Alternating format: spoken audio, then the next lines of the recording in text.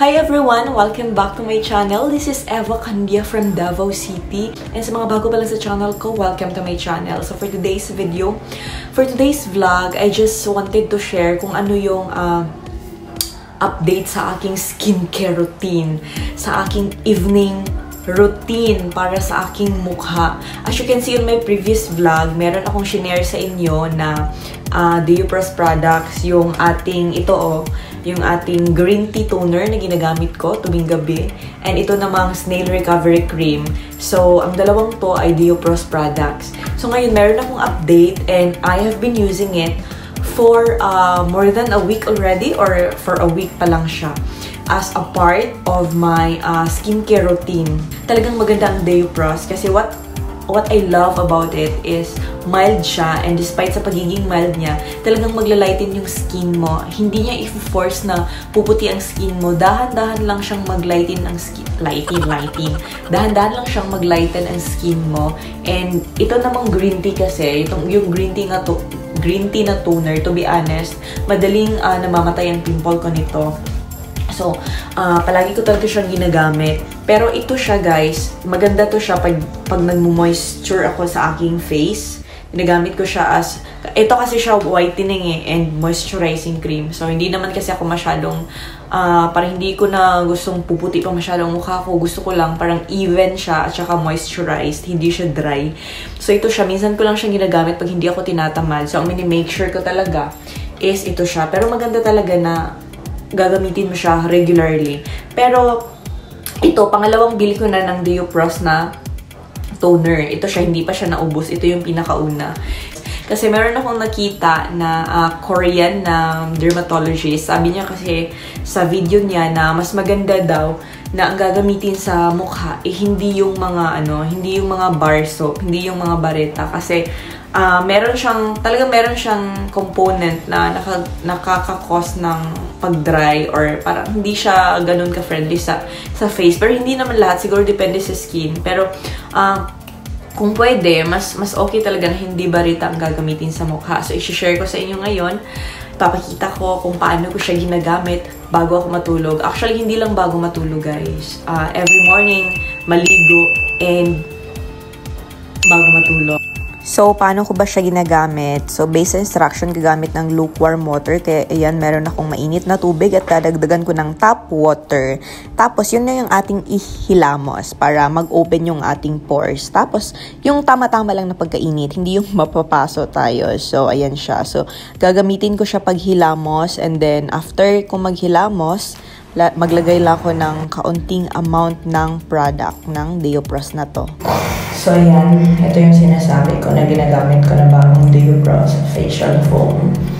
This is natural perfect solution cleansing foam gold edition. So, marami siyang meron siyang gold. Ito.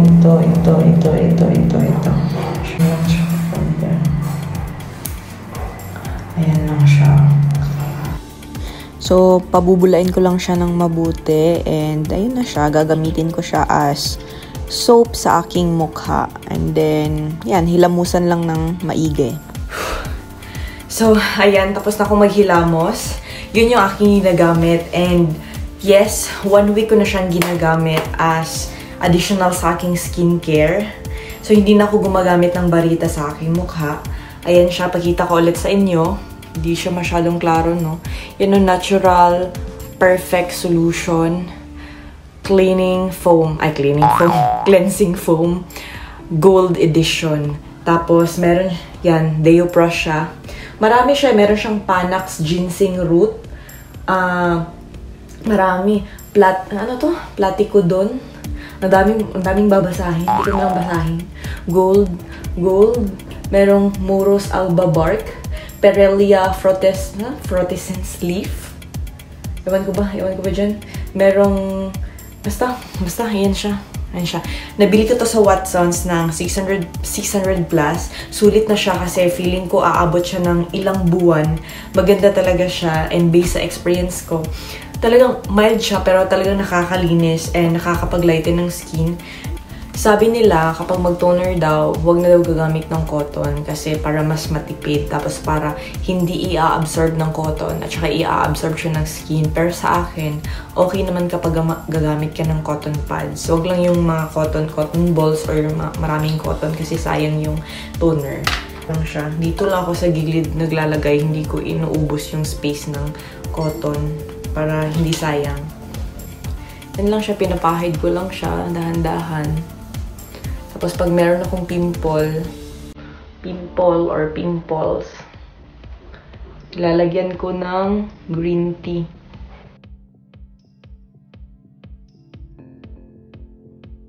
Ayan siya. Para gusto ko kasi may cotton para ma-exfoliate yung skin ba pag mayroong cotton. So pag dry na siya, lagyan ko siya nito. Konti na lang yung naiwan. Pero yung pinaka-favorite ko talaga is ito. Tapos, ito. Gagamitan ko na nito. Konti na lang yung laman niya. And, alam mo naman, medyo mahal. So, sana makabili, char. Hindi ako gumagamit nito ha, ng daytime. Kasi mainit eh. At least kung matulog akong gabi, wala nang araw. Tsaka kung may aircon, kasi may aircon naman dito, so mas mabuti. Sabi nila, dahan-dahan lang daw masyadong maglagay. No.